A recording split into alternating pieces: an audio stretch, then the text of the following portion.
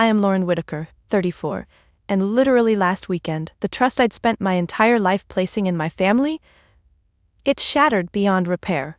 That cherished 10-acre plot of land my grandfather gave me, the one piece of family legacy I swore I'd always protect, my own parents secretly sold it. Not just sold, but handed over at a fraction of its worth to my cousin Reggie, the most entitled, self-absorbed guy I've ever known. You know the type. Never earned a dollar on his own, always expected things to just fall into his lap because, well, they usually did.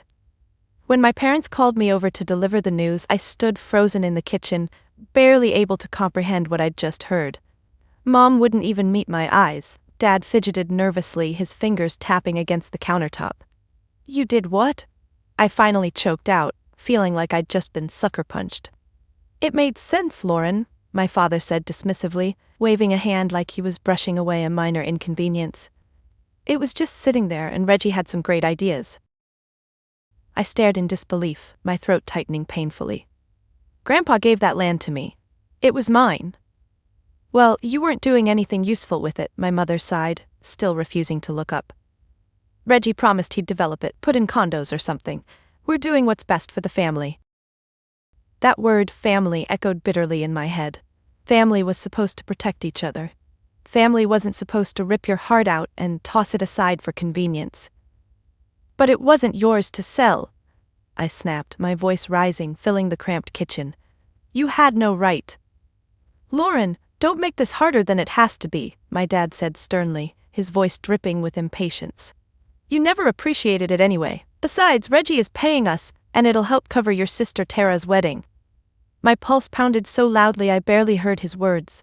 The betrayal was so raw, so blatant, I could feel hot tears stinging my eyes, but I refused to let them fall.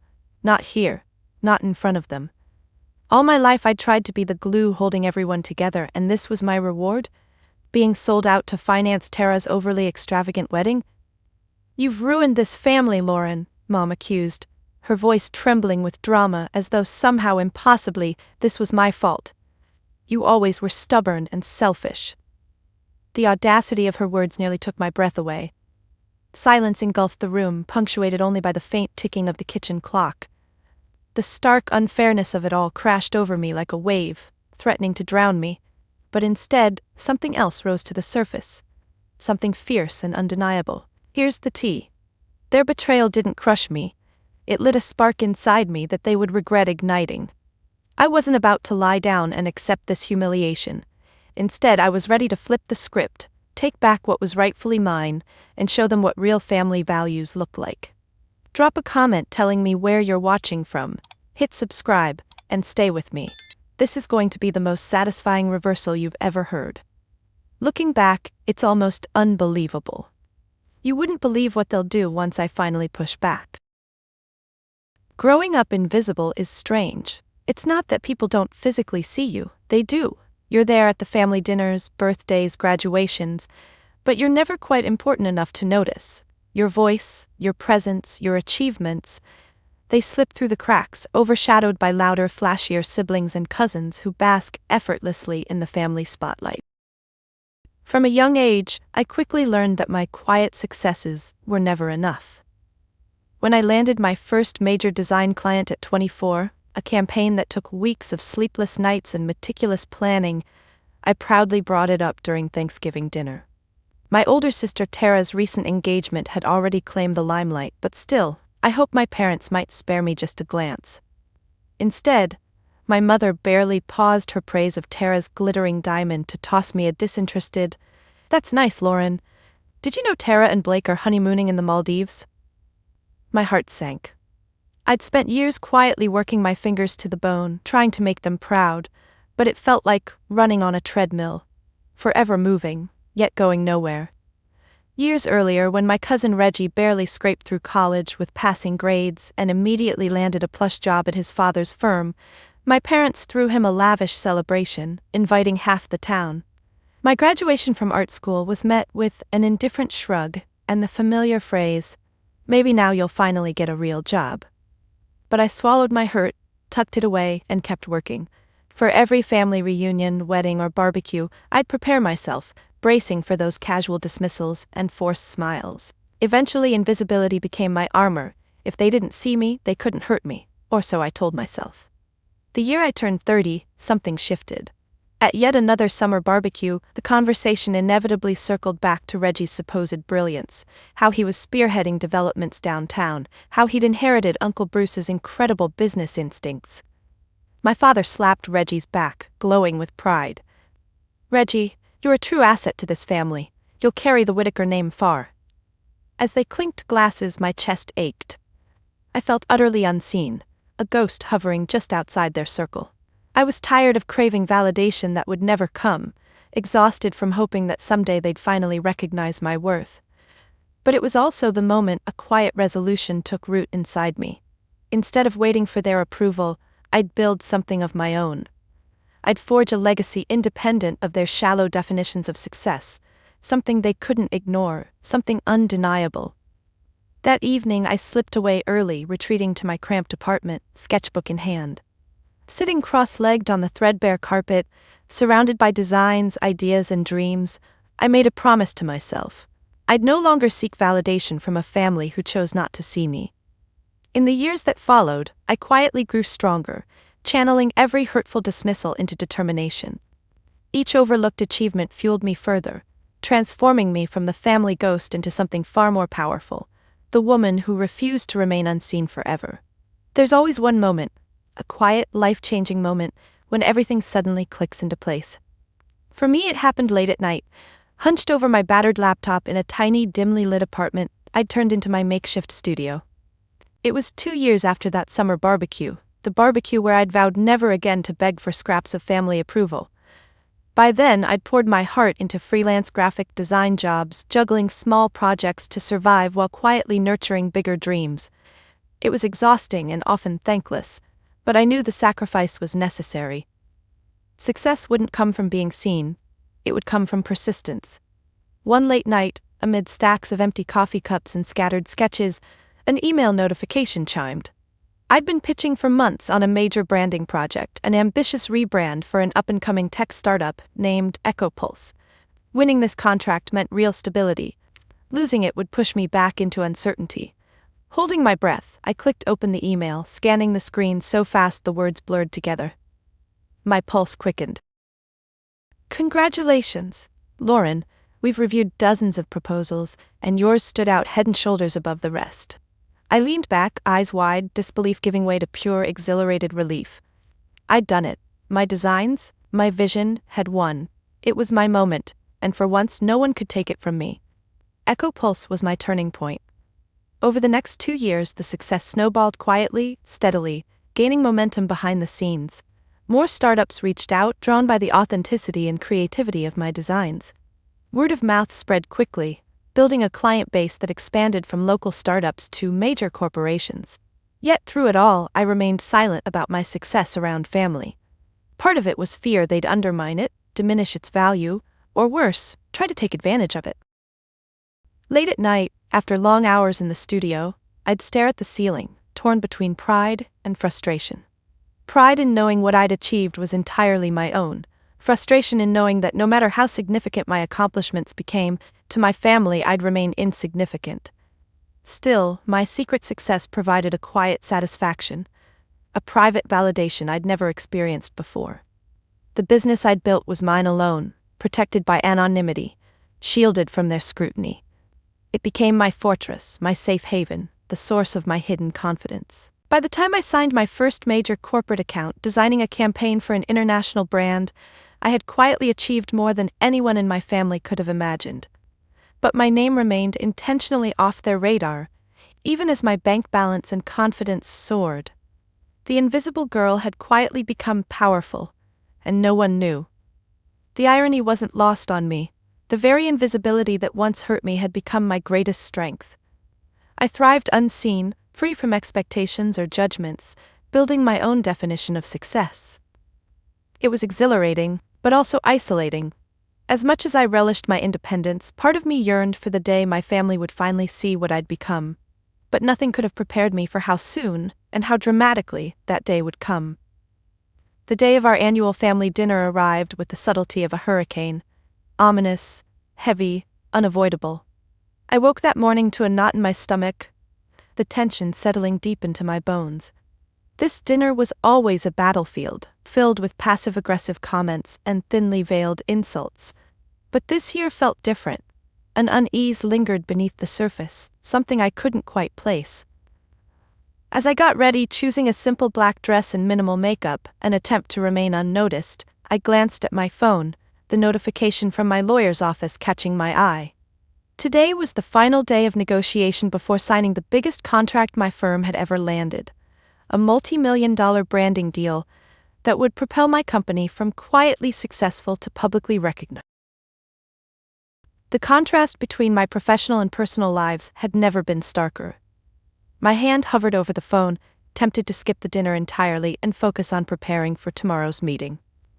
But deep down, I knew avoidance would only lead to another lecture from my mother about family obligations. Taking a deep breath, I slipped my phone into my purse, bracing myself for the evening ahead. Pulling into my parents' driveway, the sight of their meticulously landscaped home felt oddly foreign, beautiful on the outside, yet hiding so much tension behind closed doors. I stepped onto the porch, ringing the doorbell with apprehension. The door swung open and there stood Tara, effortlessly polished as always, already adorned with an overly enthusiastic smile. "Oh good, Lauren's here," she announced, leaning forward for an obligatory air kiss. "We were starting to wonder if you'd skip again." "Wouldn't dream of it," I muttered, forcing a polite smile as I brushed past her. Inside, the familiar scene unfolded. Cousins sipping expensive wine, parents comparing notes about their children's achievements. My father proudly introducing Reggie to neighbors as if he'd single-handedly revitalized the entire family. It felt exhausting, before it even began. "Lauren." My mother's voice pierced the murmur of conversations. She approached, examining me critically as if looking for flaws. "You look tired. Still working that little freelance job?" "Actually, it's my own company now," I replied, voice steady despite the sting. "Doing quite well." She murmured absently, already distracted by Tara fussing over floral arrangements at the table. My father joined, barely offering a nod of acknowledgement. As dinner began, conversations revolved predictably around Tara's wedding and Reggie's grand plans. I stayed quiet, pushing food around my plate, counting the minutes until escape. Then, as dessert plates were cleared, my father cleared his throat, a signal I recognized immediately as trouble. A hush fell over the table, anticipation hanging thick in the air. "Everyone, we have exciting family news," he announced, his voice smugly triumphant. My chest tightened, dread pooling in my stomach. He smiled at Reggie, placing a hand firmly on his shoulder. "Reggie will officially take ownership of the Whitaker family land, thanks to our agreement." My breath caught sharply. Agreement? The betrayal I'd tasted briefly in the kitchen days ago returned, amplified tenfold. Every eye at the table turned toward me, curious and judgmental. This wasn't just a dinner, it was an ambush. And as I met my father's satisfied gaze, I knew the real battle was about to begin. The silence at the table stretched painfully thin, every eye fixed upon me, waiting for my reaction. My pulse thundered in my ears, drowning out the muffled whispers and the clinking of silverware. I felt cornered, trapped in a moment engineered specifically to humiliate me. Reggie leaned back smugly, swirling his glass of wine with an exaggerated sigh. "I'm grateful for the opportunity, Uncle Phil," he drawled, as though he'd just won an award. "It's nice someone recognizes my potential." The subtle dig wasn't lost on me.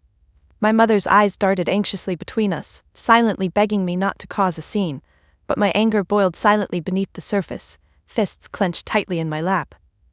"So that's it?" My voice trembled despite my best effort to control it. "You just decided to sell my inheritance, my grandfather's land, without even talking to me first?" My father straightened, squaring his shoulders defensively. "Lauren, it wasn't personal. Reggie has a vision for the property, something valuable for the whole family. You've always been too sentimental." "Sentimental?" I echoed sharply, my voice rising. "You mean I cared about something more meaningful than money or status?" A ripple of discomfort passed around the table. Tara sighed theatrically, rolling her eyes.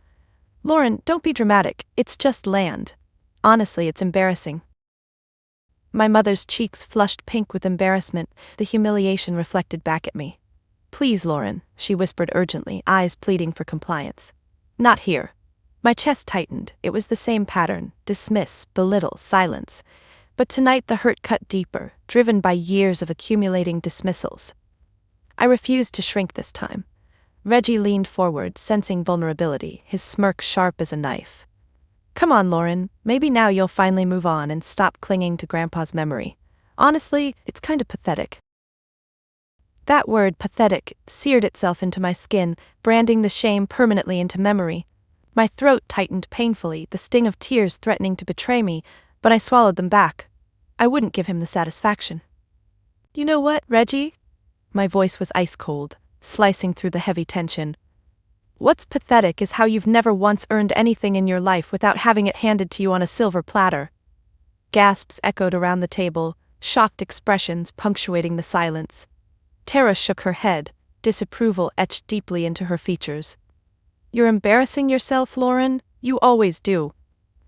I felt utterly alone, isolated in the glare of their judgmental gazes.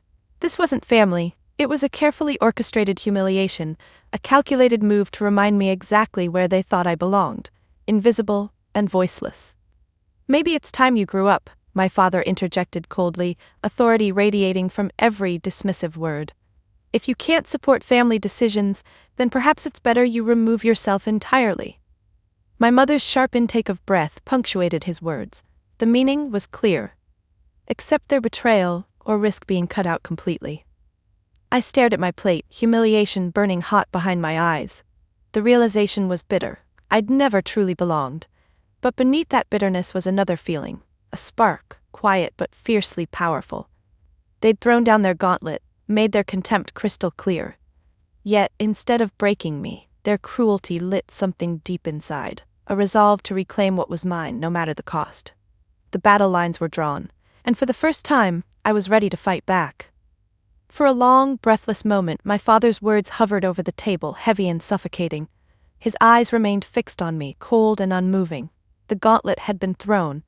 My stomach twisted violently, shock and anger warring within me. "Remove myself?" I echoed, the words sounding distant, alien in my mouth. "Is that really how easily you can dismiss your own daughter?" My mother shifted uncomfortably, eyes darting away as if the sight of my hurt offended her. Tara sighed impatiently, folding her napkin neatly onto the table. Reggie simply leaned back, eyes dancing with amused satisfaction. "You've always made things difficult, Lauren," my father continued, voice flat and dismissive, the sentence hanging there like a final verdict. This decision wasn't easy, but clearly it was necessary. His coldness shattered any lingering illusions. Years of feeling invisible, undervalued, dismissed, all culminating in this brutal public rejection. The pain was suffocating, but so was my fury, growing hotter by the second. "Necessary?" I spat the word back bitterly. "You betrayed your own daughter, sold off a legacy Grandpa entrusted specifically to me, and I'm the one causing problems?" My father's jaw tightened visibly. "That's enough, you're embarrassing us." "Oh, trust me, Dad," I snapped, my voice trembling. "You're managing that perfectly fine on your own." An uneasy silence fell over the table, broken only by the uncomfortable shuffling of guests who clearly wished they were anywhere else. My heartbeat thundered wildly, but outwardly I remained defiant, refusing to lower my eyes, refusing to yield. Tara finally broke the silence, tone clipped and dismissive. "Honestly, Lauren, grow up, it's done. Stop playing the victim." Victim. The word echoed cruelly in my ears. That was how they saw me, a helpless inconvenience, someone to be discarded the moment I resisted their control. Suddenly, clarity cut through the pain. This wasn't just rejection. It was liberation. I rose slowly, legs trembling but standing firm, confronting my family one by one. My voice was steady, filled with conviction I hadn't fully known until now. "You know, Tara, you're right," I said evenly, eyes locked firmly onto hers. "It's done. I'm done. Done chasing approval from people who've spent my entire life making me feel worthless." "Lauren," my mother whispered, panic flashing in her eyes, realizing perhaps she'd pushed too far. "Let's not say anything we'll regret." "It's too late for regrets," I replied coldly, voice steady. "You've made your choices, now I'm making mine." I gathered my things deliberately, ignoring their shocked silence. The room blurred slightly, adrenaline pumping through my veins. Reggie snorted lightly, enjoying the spectacle, but I refused to give him the satisfaction of even a glance. Instead, I addressed my parents directly, my voice strong and unyielding. You sold Grandpa's land out from under me, but you underestimated me. You've chosen sides clearly, so have I. Lauren, stop, my father demanded harshly, but I simply shook my head, rejecting his final attempt at control. No. For the first time, I'm finally standing up for myself. If you can't respect me, if you won't honor Grandpa's wishes, then consider this the moment you officially lost your daughter. Turning sharply, I walked toward the door, each step feeling like shedding layers of suffocating expectations. My pulse raced, heart pounding with anger, hurt, and something else, something fierce, powerful, and entirely mine. For the first time stepping into the cool night air, I felt truly free. The cool night air hit me like a splash of reality as I closed the door firmly behind me, severing the last ties of their manipulation. My body shook slightly, not from the chill, but from adrenaline and a lingering ache from their betrayal. I paused in the driveway, gripping my car keys so tightly the metal bit into my palm. Everything had fallen apart so quickly. I'd lost the land, my family, everything I'd believed was solid beneath me. But before the hopelessness could fully sink in, my phone buzzed sharply in my pocket. I hesitated, briefly debating ignoring the call, but the persistent vibration tugged at my curiosity. I slid it out and saw my lawyer's name glowing urgently on the screen. Hello? I answered, voice brittle from emotion. Lauren? Daniel's voice was steady, serious, instantly capturing my full attention. We need to talk, right now. My heart stuttered nervously. What's happened? You're still holding the ace, he said, a note of excitement slipping through his professional tone. I double-checked all records, deeds, everything after your message yesterday. It turns out the access road connecting your grandfather's land to the main highway, it's still legally yours. It was never transferred. Your parents made a critical oversight. I froze, mouth dry, the significance taking several seconds to fully register. Wait, what does this mean exactly? It means Reggie's new purchase has no legal access to the main road without crossing property you control, Daniel explained carefully, ensuring each word landed clearly. Effectively, the land is landlocked unless you grant them passage. My heart raced furiously, disbelief mixing with exhilaration. You're saying I can still stop this?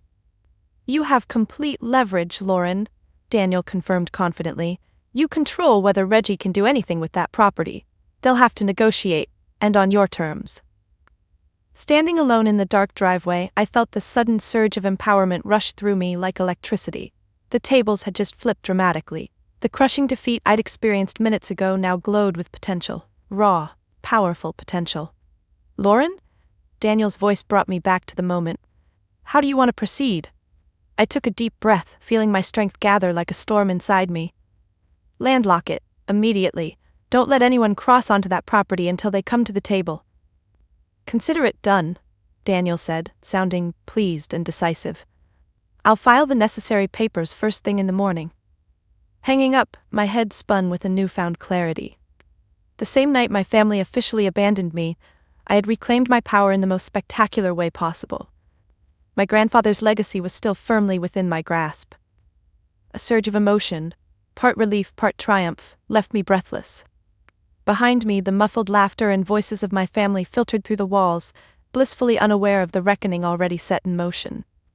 I allowed myself a smile, a real, genuine smile of victory. They'd tried to erase me, humiliate me, but instead they'd handed me the very leverage I needed to redefine my life.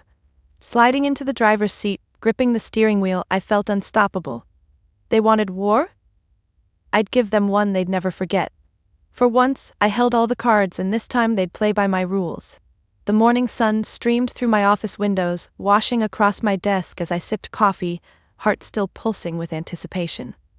Daniel had called at sunrise, confirming everything was finalized. The access road was officially locked down, my family's arrogant plan thwarted before it could even begin. The tables had turned spectacularly, and now I held the upper hand. My phone buzzed incessantly, calls and texts from my parents, Tara, and even Reggie filling the screen. Each message carried a tone of disbelief, entitlement, and a desperate attempt to regain control. Lauren, this is outrageous. Call me immediately. Have you completely lost your mind? We need to discuss this now. Their panic felt almost poetic, but it did nothing to soften my resolve. My fingers hovered briefly over the screen before tapping ignore. This negotiation would happen face to face, on my terms, not theirs. Within an hour, my parents arrived at my office, their faces flushed with indignation. Tara trailed behind them, glaring openly, while Reggie lingered outside, nervously pacing the sidewalk. My father entered first, his commanding presence diminished in the harsh light of reality. "Lauren, you've taken this too far," he said firmly, trying desperately to reclaim authority. "Your lawyer has blocked all access. This is childish and vindictive." I sat calmly behind my desk, watching them carefully, unflinching. "Vindictive? You stole my inheritance behind my back, sold it for pennies and humiliated me publicly. Now you're upset because you didn't bother checking the details?" "Lauren," my mother interjected softly, employing her usual tactic of emotional manipulation. "This isn't you. Think about family." "Family?" I repeated sharply, holding her gaze. "Is family betraying your own daughter, cutting her off, then demanding compliance? You taught me that family was loyalty and respect, but apparently those rules only apply when convenient." Tara scoffed loudly, stepping forward with a dismissive sneer. "Can we stop the dramatics? Name your price, Lauren. Clearly that's what this is all about." I shook my head slowly, disappointed but unsurprised. "You still don't get it, do you? It's not about money. It's about respect, integrity, things none of you seem to understand." My father's face flushed deeper, fists clenched tightly. "We are your family. Show some loyalty." "Loyalty?" My voice cut sharply through the tension. "The way you showed loyalty to Grandpa's wishes? To me? You've spent my entire life dismissing, undervaluing, and manipulating me. It ends here." Silence settled thickly in the room, my words hanging between us, undeniable and final. Outside, Reggie knocked hesitantly, peering anxiously through the window. I ignored him entirely. My mother finally broke, voice trembling with desperation. "What will it take, Lauren?" I stood slowly, leaning forward across the desk, voice low and clear. "Return the land to me, at the price you sold it to Reggie. That's the only deal I'll accept. And let me be crystal clear, you no longer dictate terms. From now on, respect my boundaries, or remain outside them permanently." My father opened his mouth to argue, but no words came. Tara shifted uncomfortably, recognizing the finality in my tone. For the first time I'd rendered them speechless. As they shuffled out, stunned and humiliated, I watched their retreat with quiet satisfaction. This wasn't just reclaiming land, it was reclaiming myself. Their hypocrisy had been exposed, and I'd finally taken control of my story. That evening, I traded harsh, fluorescent lights and strained confrontations for soft laughter and genuine warmth. I'd invited my closest friends, Cassie, Bryce, and Mira, to gather in my small backyard, an intimate sanctuary of string lights, mismatched chairs, and comforting familiarity. These were the people who had always stood beside me, quietly celebrating my victories and supporting me through setbacks, never demanding I diminish myself for their comfort. Bryce flipped burgers at the grill, the comforting aroma mingling with the cool evening air, while Mira poured generous glasses of wine, her eyes dancing with excitement. Cassie settled beside me, wrapping an arm around my shoulders protectively, sensing the residual tension still lingering beneath my brave front. "So, how did it feel?" Mira asked eagerly, handing me a glass. "Finally putting your family in their place?" I smiled faintly, swirling the wine in contemplation. "Honestly, terrifying, but also empowering. It felt like finally breaking free after years of suffocation." Bryce nodded knowingly, flipping burgers with casual ease. "They never deserved you, Lauren. You've always been too good for them, but they were too wrapped up in themselves to realize it." I exhaled softly, grateful for his straightforward honesty. I spent so many years just hoping they'd eventually see me, accept me. It took this disaster to finally realize they never would. Cassie squeezed my shoulder gently, eyes filled with quiet pride. "Maybe that was the gift hidden in all this mess. Now you can stop trying to convince them of your worth and start living it instead." Her words resonated deeply, cutting straight to the core of the conflict I'd wrestled with for years. My biological family had made their choice, but looking around this small circle, I saw clearly the family I'd chosen, the one who truly saw and valued me without conditions or expectations. Bryce passed around plates piled high with burgers, his expression turning serious. "You know, Lauren, family isn't just blood. It's who you surround yourself with, who shows up when everything falls apart. Mira raised her glass enthusiastically. To chosen family, the people who never leave us feeling unseen. We clinked glasses, laughter breaking through the heaviness I'd carried all day. The warmth filling the space was everything my family's lavish dinners could never be. Real, comforting, unconditional. In their presence, I didn't have to hide, didn't have to earn acceptance. My worth here was never in question. As the evening wore on, I found myself genuinely relaxed for the first time in days. The laughter of my friends softened the sharp edges of betrayal. Every supportive nod, every sympathetic glance reminded me of a simple yet profound truth. I wasn't alone. "Thanks," I said quietly, the sincerity thickening my voice, "for being here, for reminding me what real family feels like." Cassie nudged me gently, smiling warmly. "Always. And Lauren? Whatever happens next, we're with you. You're not fighting this alone." The certainty in her words, echoed by Bryce and Mira's affirming nods, filled the hollow space inside me, slowly repairing the fractures my family had inflicted. This wasn't merely comfort, it was strength, a quiet power rooted in genuine connection. Under the gentle glow of string lights, surrounded by the people who truly mattered, I knew one thing clearly. I'd found the real meaning of family. The days after my confrontation with my family weren't easy, but they were illuminating. My parents reluctantly agreed to my terms, returning the land at the exact price they'd sold it to Reggie, forced into fairness by their own miscalculations. It felt strangely surreal, finally reclaiming what was rightfully mine, but I knew the true battle was just beginning, enforcing the new boundaries I'd drawn. The first test came quicker than expected. My mother called repeatedly, attempting to bridge the awkward silence between us. Each voicemail grew increasingly emotional, shifting from apologies laced with blame to pleas to move past this unpleasantness. For years, guilt had always driven me back into her orbit, but not this time.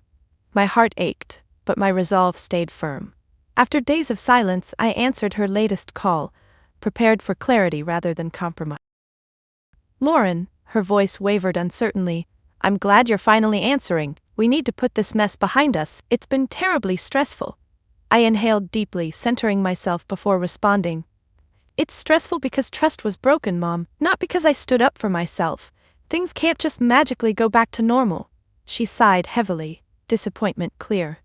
"I thought you'd understand family comes first." I bit back my frustration, keeping my tone steady but unyielding. "Exactly. Family should come first.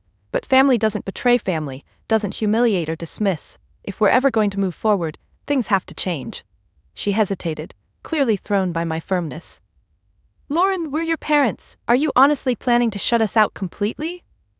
I paused, heart hammering as I prepared to speak truths long overdue.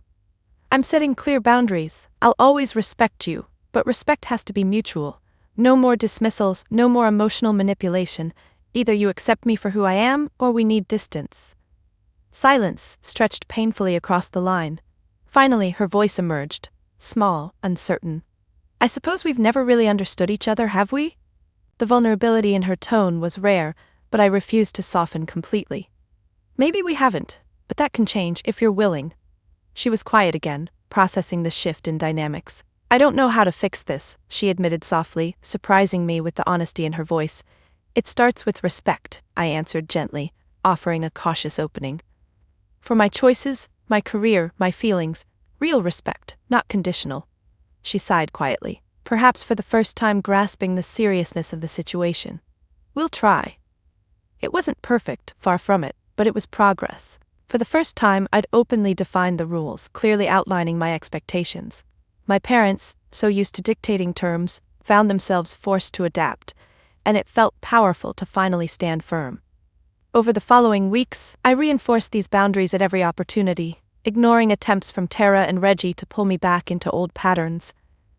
Every time I chose my dignity over their comfort, my confidence solidified further. Bryce called one evening, checking in, sensing the weight of maintaining these new lines.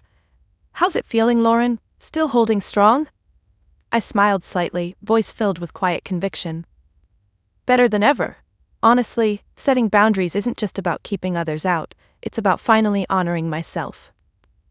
As I ended the call, I felt a calm strength settle deep inside. Boundaries weren't walls. They were bridges to genuine, healthy connections. And I'd finally learned that the strongest foundation of all was self-respect.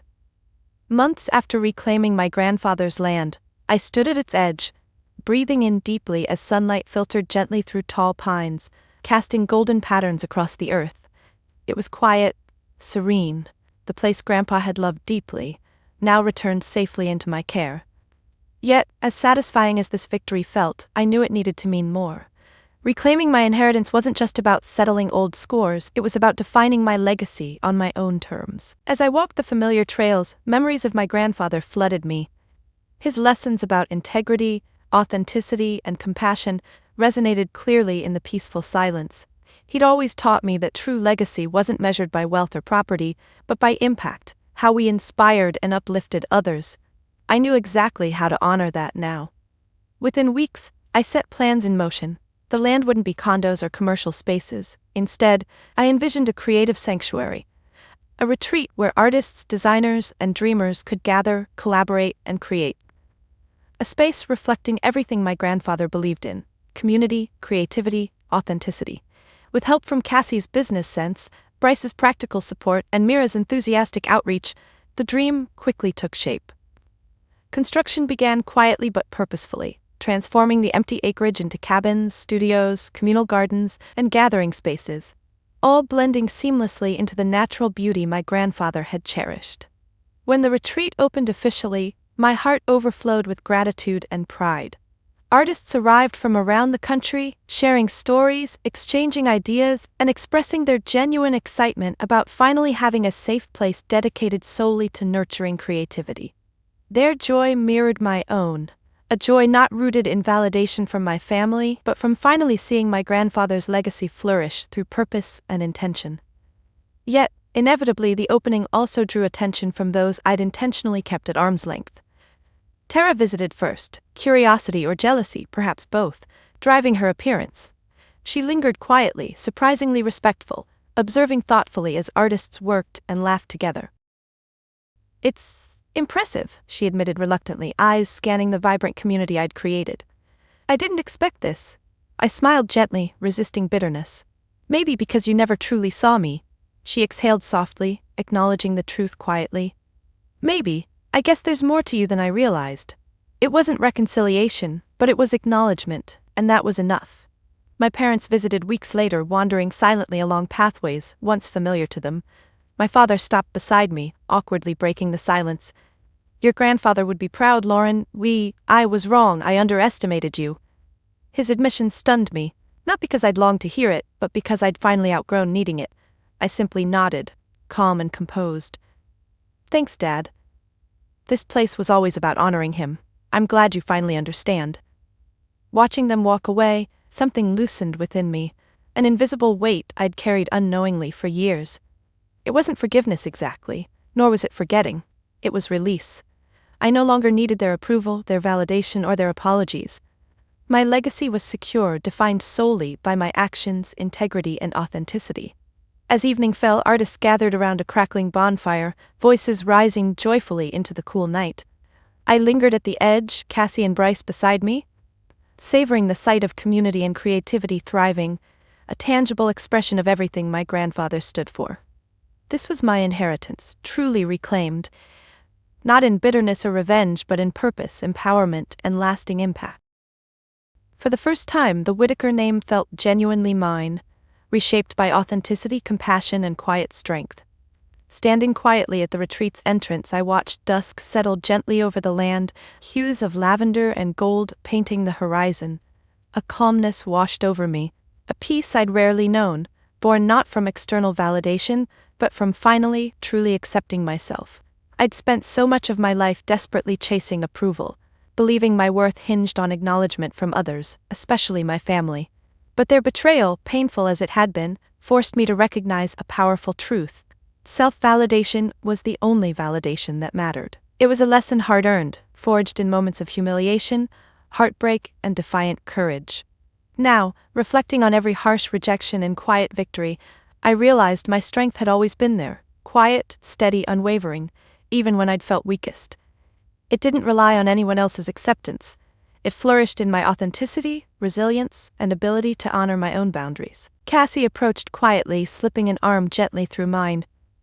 You look deep in thought. Everything okay? I smiled softly, nodding. More than okay. It's strange, but I feel completely at peace. She squeezed my arm lightly, smiling warmly. That's because this place, what you've created, isn't just for others. It's finally for you, Lauren. You've earned it. Her words resonated deeply, truth and comfort intertwined. I'd built this retreat to honor my grandfather's legacy, but Cassie was right. In doing so, I'd also reclaimed myself, embracing my identity fully, unapologetically. For the first time, I'd created something purely mine, defined by authenticity, not approval. As night deepened, I walked slowly back toward my cabin, footsteps steady and certain. Reaching my porch, I paused, absorbing the gentle murmurs of community around me. The retreat thrived, beautiful proof of turning pain into purpose. Yet, beyond any external success, the most profound transformation had occurred within. Inside my cabin, surrounded by sketches, plans, and half-finished projects, I felt my heart expand. Here, I didn't have to prove anything. Here, my worth was unquestioned. A soft, radiant feeling filled me, an internal quietude stronger than I'd ever imagined possible.